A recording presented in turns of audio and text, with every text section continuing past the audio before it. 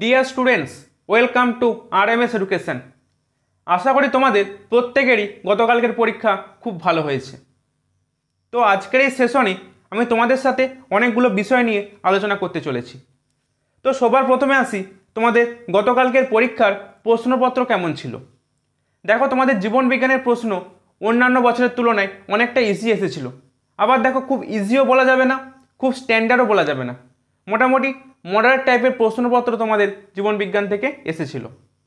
সেদিক থেকে দেখতে গেলে ভৌত বিজ্ঞানের প্রশ্ন একটু হলেও স্ট্যান্ডার্ড হয়েছিল। বাকি সাবজেক্টগুলো তোমাদের ওভারঅল কিন্তু অন্যান্য বছরের তুলনায় অনেকটা ইজি এসেছিল। তো যারা রেগুলার প্রিপারেশনের মধ্যে ছিলে তারা কিন্তু অনেকেই 60+ স্কোর করেছো। তোমরা অনেকেই আমাকে মেসেজ করে জানিয়েছো, বাকিরা যারা এই চ্যানেলের সাথে এতদিন ধরে যুক্ত ছিলে তারাও জানিও।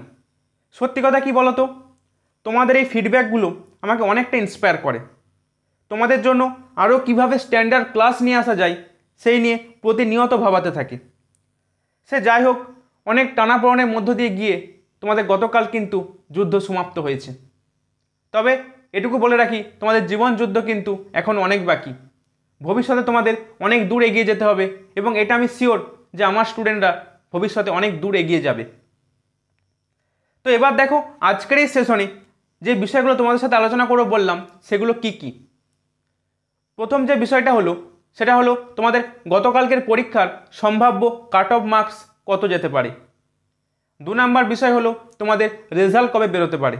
এবং 3 নাম্বার বিষয় হলো গতকালকে নাকি শোনা যাচ্ছিল তোমাদের প্রশ্নপত্র ফাঁস হয়েছে, সেই নিয়ে কিছু আলোচনা করব। তো ডিয়ার স্টুডেন্টস, প্রত্যেকে সেশনটি লাইক করো এবং চ্যানেলটিকে সাবস্ক্রাইব করো এবং তোমাদের যেই সব ভাই বোনেরা এই 2025 সালে এক্সাম দেবে তাদের মধ্যে এই চ্যানেলটিকে শেয়ার করো। তাদেরকে জানিও যে তোদের একটা দাদা রয়েছে যে তোদের এক্সাম অবধি গাইড করে যাবে। এটুকু সহযোগিতা তোমাদের কাছ থেকে পাওয়া যেতেই পারে। তাহলে চলো আজকের সেশন শুরু করা যাক। তাহলে ডিয়ার স্টুডেন্টস, সবার প্রথমে আমি যে বিষয়টা তোমাদের সাথে আলোচনা করব সেটা হলো তোমাদের নাকি গতকালকের পরীক্ষার প্রশ্নপত্র ফাঁস হয়েছে। দেখো, এই বিষয়টা তোমাদের পরীক্ষার আগেও কিন্তু শোনা যাচ্ছিল এবং এই নিয়ে কিন্তু অনেকেই এটা ব্যবসাও করে নিয়েছে। তো তোমাদেরকে আমি তখনই বলেছিলাম যে প্যানিক না করে নিজের উপর ভরসা রেখে প্রিপারেশনটা চালিয়ে যাও। এই পরামর্শ কিন্তু আমি তোমাদেরকে দিয়েছিলাম। তো দেখো, এই যে প্রশ্নপত্র ফাঁস হয়ে যাওয়াটা, এটা আটকানোর ক্ষমতা রয়েছে বোর্ডের একমাত্র। এবং যদি আমাদের চারপাশে আমরা কিছু দেখতে পাই, আমাদেরকেও প্রতিবাদ করতে হবে। প্রতিবাদ করার জায়গা কিন্তু আমাদেরও রয়েছে। তো তা বলে তোমার প্রিপারেশনে কোনো হ্যাম্পার আনা চলবে না, ঠিক আছে? এই বিষয়টা কিন্তু বাস্তব কথা। তুমি তোমার চারিপাশে যা হচ্ছে সেগুলো দেখো, যদি কোনো খারাপ কিছু হয়ে থাকে তার প্রতিবাদ করো, কিন্তু তোমার প্রিপারেশনে কিন্তু কোনো হ্যাম্পার আনা চলবে না। এটা তোমাদের কিন্তু আমি তখনই পরামর্শ দিয়েছিলাম, ঠিক আছে? তো দেখো, গতকালকে যে উত্তরপত্রগুলো চারিদিকে ভাইরাল হয়েছিল, একটা ফেসবুক গ্রুপ থেকে জানানো হয়েছিল সেটা, তারা কিন্তু এক্সামের পর জানিয়ে দিয়েছে যে যে উত্তরপত্র ভাইরাল হয়েছিল তার সাথে অরিজিনাল প্রশ্নপত্রে কোনো ম্যাচ নেই, কোনো রকম কোনো মিল নেই সেই উত্তরপত্রের সাথে। তাই তোমরা কিন্তু এটুকু শিওর হয়ে যাও তোমাদের গতকালকের পরীক্ষার প্রশ্নপত্র কোনো রকম ফাঁস হয়নি, ঠিক আছে? তবে হ্যাঁ, কয়েকটা সেন্টারে অসৎ উপায় অবলম্বন করে অনেকে পরীক্ষা দিয়েছে, তো তাদেরকে কিন্তু তারা ধরাও পড়েছে, তারা কিন্তু শাস্তিও পাবে। বোর্ড কিন্তু সেই বিষয়ে কঠোর কিন্তু একটা পদক্ষেপ নেবে। তাহলে তোমাদের কিন্তু বারবারই বলেছিলাম যে কোনো রকম অসৎ উপায় অবলম্বন করতে যেও না, যারা অবলম্বন করেছে তারা শাস্তি তো পাবেই। তাই তোমরা কিন্তু ওই দিক থেকে কিন্তু নার্ভাসনেস একদম ফিল করো না, কেননা তোমাদের পরীক্ষার প্রশ্নপত্র কিন্তু ফাঁস হয়নি, ঠিক আছে? এবার দেখো, অনেকে কিন্তু অনেক অজুহাত দিয়েছিলে, সেই অজুহাত দেখিয়ে কিন্তু অনেকেই কিন্তু অজুহাতটাকে নিয়ে বসেছিলে। আর যারা অজুহাতটাকে একদিকে রেখে নিজের প্রিপারেশনটাকে চালিয়ে গিয়েছিলে তারাই কিন্তু 60+, 70+ স্কোর করেছো। তাই তোমাদেরকে বলবো সঠিক সময়ে সঠিক ডিসিশানটা নাও। দেখো, এটা একটা ভাইটাল বিষয়। অনেকেই কিন্তু সঠিক সময়ে সঠিক ডিসিশানটা নিতে পারে না বলে অনেক পিছিয়ে যায় অন্যদের থেকে, আর অন্যরা সেটা পারে বলেই তারা কিন্তু অনেকটা এগিয়ে যায়। আজকে যারা নার্ভাস হয়ে গিয়েছো যে আমি 2 বছর 3 বছর ধরে পরীক্ষা দেওয়ার পরেও কেন স্কোর করতে ভালো পারলাম না, তাদেরকে বলবো সঠিক সময়ে সঠিক ডিসিশানটা তুমি নিতে পারোনি। তোমার যদি লক্ষ্য হয়ে থাকে নার্স হওয়া, তো তোমাকে কিন্তু সেই ডিসিশানটা নিতে হবে যে এটার জন্য আমাকে যা করতে হয় তাই করতে হবে। অনেক প্রতিকূলতা আসবেই, এটাই তো জীবন, প্রতিকূলতা আসবেই, না হলে আর কি জীবন তোমার। প্রতিকূলতা আসবে, সেগুলো তোমাকে ওভারকাম তোমাকেই করতে হবে, তোমার লাইফ তোমাকেই করতে হবে। আমরা তো মাত্র একটা পথ প্রদর্শক হিসাবে তোমার পাশে থাকতে পারি, কিন্তু ডিসিশান তোমাকেই নিতে হবে। এই ডিসিশানটা নিজেরাই নাই, যারা নিজেরা নাই তারাই কিন্তু জীবনে এগিয়ে যায়। যেসব ব্যক্তিরা সাকসেস পেয়েছে তাদের সাথে তুমি কথা বলো, তারা কিন্তু এই কথাটাই তোমাকে বলবে যে সঠিক সময় সঠিক ডিসিশানটা নিতে হবে। যারা নিতে পেরেছো তারা কিন্তু আজকে সাকসেস হয়েছো, 60+, 70+ স্কোর করেছো, একটা সেফ জায়গাতে রয়েছো তোমরা অন্যদের তুলনায়।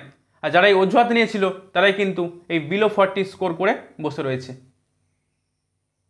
তো এবার দেখো, এবার যে বিষয়টা আমি তোমাদের সাথে আলোচনা করব সেটা হলো তোমাদের পরীক্ষার সম্ভাব্য কাট অফ কত যেতে পারে। ঠিক আছে, তো প্রথমে আমি জিএনএম ক্যাটাগরির জন্য আলাদা আলাদা বলবো, তারপর আমি এএনএম ক্যাটাগরির জন্য আলাদা আলাদা বলবো, প্রত্যেকে একটু দেখে নাও। ঠিক আছে, তবে তোমাদের বলে রাখি এটা কিন্তু এক্সপেক্টেড কাট অফ, এটা কিন্তু এক্সপেক্টেড কাট অফ। ঠিক আছে, অনেকটা মিলে যেতেও পারে আবার না মিলতেও পারে, এটুকু তোমাদের বলে রাখি আগাম। ঠিক আছে, তাহলে ডিয়ার স্টুডেন্টস, সবার প্রথমে জিএনএম এর জন্য আনরিজার্ভ ক্যাটাগরির কত কাট অফ মার্কস যেতে পারে সেটা আমি আলোচনা করব। দেখো, যারা আনরিজার্ভ ক্যাটাগরিতে রয়েছে তারা যদি 55 থেকে 56+ স্কোর করে থাকো তাহলে কিন্তু অনেকটা সেফ জোনে রয়েছে। ঠিক আছে, যারা ওবিসি এ ক্যাটাগরি রয়েছে, ওবিসি এ, ঠিক আছে, ওবিসি এ যদি তুমি 52 থেকে 53+ স্কোর করে থাকো তাহলে কিন্তু অনেকটা সেফ জোন। যারা ওবিসি বি রয়েছে, ঠিক আছে, ওবিসি বি যদি 56 বা 55+ ধরে রাখো, 55+ যদি স্কোর করে থাকো তাহলে অনেকটা কিন্তু সেফ জোনে রয়েছে। ঠিক আছে, যারা এসসি ক্যাটাগরি রয়েছে তারা যদি 50+ স্কোর করে থাকো তাহলে কিন্তু তোমরা সেফ জোনে রয়েছে। যারা এসটি রয়েছে তাদের ক্ষেত্রে 25+ যদি স্কোর করে থাকো, ঠিক আছে, 25+ স্কোর করে থাকো তাহলে তোমরা কিন্তু সেফ জোনে রয়েছে। এবং যারা ইডব্লিউএস রয়েছে, ইডব্লিউএস ক্যাটাগরি, তাদের কিন্তু 45+ স্কোর করলেই, এর থেকে কিন্তু কমতেও পারে, কারণ ইডব্লিউএস কিন্তু এবারে ইডব্লিউএস সার্টিফিকেট বের করার হার কিন্তু অনেকটা কম। যা ক্রাইটেরিয়া করেছে অনেকে কিন্তু ইডব্লিউএস সার্টিফিকেট বের করতে পারছে না। এবং সিভিল ডিফেন্সে ধরে রাখো 46+ স্কোর করলে তোমরা মোটামুটি একটা সেফ জোনে রয়েছো। এবার দেখো, এই ওবিসি এ বি এর জন্য যে নন ক্রিমিলিয়ার সার্টিফিকেটগুলো লাগে সেগুলো অনেকে কিন্তু বের করতে পারছো না। তো এটা নিয়ে বোর্ড নিশ্চয়ই কিছু একটা স্টেপ নেবে, তো সেটার জন্য ওয়েট করতে হবে। ঠিক আছে, তো মোটামুটি তোমরা যদি জিএনএম এর জন্য যদি এই স্কোরগুলো করে রাখতে পারো, তোমরা ধরে রাখতে পারো এটা সেফ জোনে রয়েছো। তবে এগুলো তোমাদের বলে রাখি সবই কিন্তু এক্সপেক্টেড। ঠিক আছে, এর চেঞ্জ হতেই পারে এবং হবেও চেঞ্জ। ঠিক আছে, দেখো এখন এবার তোমাদের প্রভিশনাল অ্যান্সার কি আসবে। ঠিক আছে, তারপর তোমাদের কিন্তু ওএমআর রেসপন্স আসবে, দেন তোমাদের কিন্তু আসবে একটা চ্যালেঞ্জ অপশান আসবে, এবং তারপর তোমাদের কিন্তু ফাইনাল অ্যান্সার কি আসবে, দেন তোমাদের রেজাল্ট, তারপর তোমাদের র্যাঙ্ক আসবে। তো আপাতত এগুলো ধরে তোমরা চলতে পারো, এখন কিন্তু বহুত বাকি রয়েছে। তো এটা নিয়ে তোমাদেরকে বলবো প্যানিক করার কিছু নেই। নেক্সট দেখো এএনএম। ঠিক আছে, যারা এএনএমের জন্য দেখো আনরিজার্ভ ক্যাটাগরির জন্য 82 থেকে 83+ স্কোর যদি করে থাকো তাহলে কিন্তু তুমি সেফ জোনে রয়েছো। ঠিক আছে, নেক্সট দেখো OBC A, OBC A 65+ score, OBC B ধরে রাখো 67+। ঠিক আছে, এসসি ধরে রাখো 59+, এসটিদের 40 থেকে 42+। ঠিক আছে, ইডব্লিউএস 50+, এবং সিভিল ডিফেন্স যারা রয়েছে তাদের 55+ ধরে রাখতে পারো। কিন্তু তোমাদের বলে রাখি এগুলো সবই কিন্তু এক্সপেক্টেড কাট অফ, এগুলো কিন্তু চেঞ্জ হবে। ঠিক আছে, খুব বেশি চেঞ্জ হবে না, তবে একটু একটু এদিক ওদিক হবেই। ঠিক আছে, তো এগুলো তোমাদের এক্সপেক্টেড কাট অফ, স্ক্রিনশট নিয়ে রাখতে পারো প্রত্যেকে নিজেদের সুবিধার জন্য। ঠিক আছে, তাহলে দেখো ডিয়ার স্টুডেন্টস, এবার যে বিষয়টা তোমার সাথে আলোচনা করব সেটা হলো তোমাদের রেজাল্ট কবে বেরোতে পারে। ঠিক আছে, তো ধরে রাখো মিনিমাম 1 মাস তো তোমাদের এখনও সময় আছে, 1 মাস পর তোমাদের রেজাল্ট, মিনিমাম 1 মাস। তো যখন রেজাল্ট আপলোড হবে সেই নিয়ে আমি ভিডিও নিয়ে আসবো। ঠিক আছে, তার আগে তোমাদের ভিডিওর মাধ্যমে জানিয়ে দেবো ঠিক আছে, তোমার শুধু এই চ্যানেলের সাথে কানেক্টেড থেকো, ব্যাস। এরপর তোমাদের আসবে প্রভিশনাল অ্যান্সার কি। ঠিক আছে, নেক্সট স্টেপ তোমাদের হচ্ছে ওইটা, প্রভিশনাল অ্যান্সার কি আসবে, তখন আমি তোমাদের জানিয়ে দেবো। দেন তোমাদের ওএমআর রেসপন্সটা আপলোড হবে। আর তুমি যে ওএমআরটা তুমি পরীক্ষায় করে এসেছো সেই ওএমআরটা তুমি ডাউনলোড করতে পারবে। ঠিক আছে, তারপর তোমার কিন্তু চ্যালেঞ্জ অপশান আসবে। যদি তোমার মনে হয় কোনো জায়গায় কোনো প্রশ্নের যদি উত্তর ভুল মনে হয় বা কোনো কিছু ভুল মনে হলে তুমি কিন্তু ওএমআর মানে তুমি কিন্তু চ্যালেঞ্জ করতে পারবে। দেন তোমার কিন্তু ফাইনাল অ্যান্সার কি আসবে, তারপর তোমার কিন্তু র্যাঙ্ক আসবে। ঠিক আছে, তো তারপর তোমাদের রেজাল্ট, তো এখন মোটামুটি 1 মাস ধরে রাখতে পারো, 1 মাস পর তোমাদের কিন্তু রেজাল্ট বের হবে।